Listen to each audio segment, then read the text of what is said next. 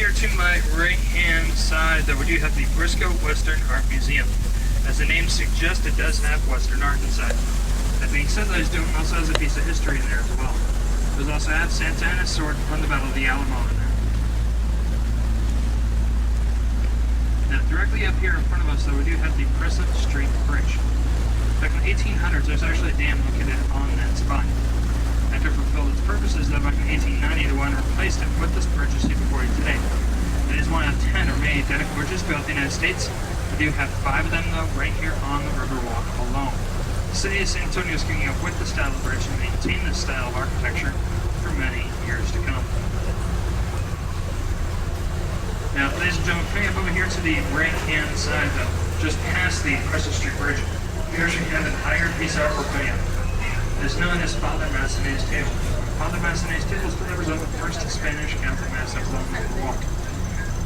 It was on June 13, 1691. It was only put there, though, back in 1991 to commemorate the 300th year anniversary of that time.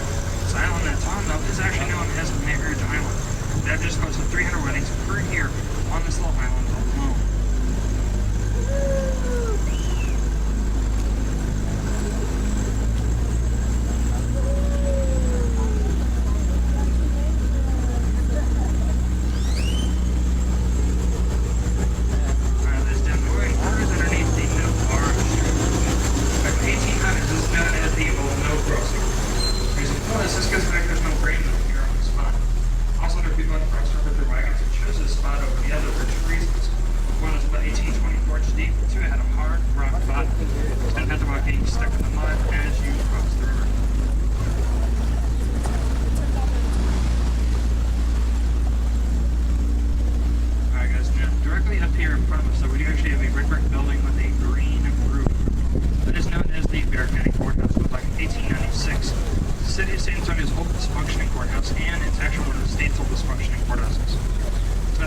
Since it opened back in that time, except for, of course, on federal holidays. But other than that, it remains open at all times. Now, I did see a couple of y'all that did look at this building. It's over here on the left-hand side. It is known as the Tower Life Building.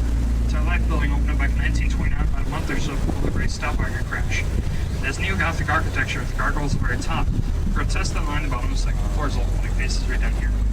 After they opened up this building, Stockmarket crashed, that they considered a bad omen. Obviously, it wasn't that bad of an omen. In fact, Stockmarket recovered. The building's still standing, still fully functional to this very day. It was actually the tallest building west of Mississippi that whenever it was first built. Now, over here to my right-hand side, though, we do have the Homewood Suites. The Homewood Suites from 1919 to 1963 was a warehouse facility for the San Antonio Drug Company. So 1925 they actually has the Homewood Suites. Did some renovating the inside, knocked out a Wilson and this balcony. But other than that, as the original building has stood on that site.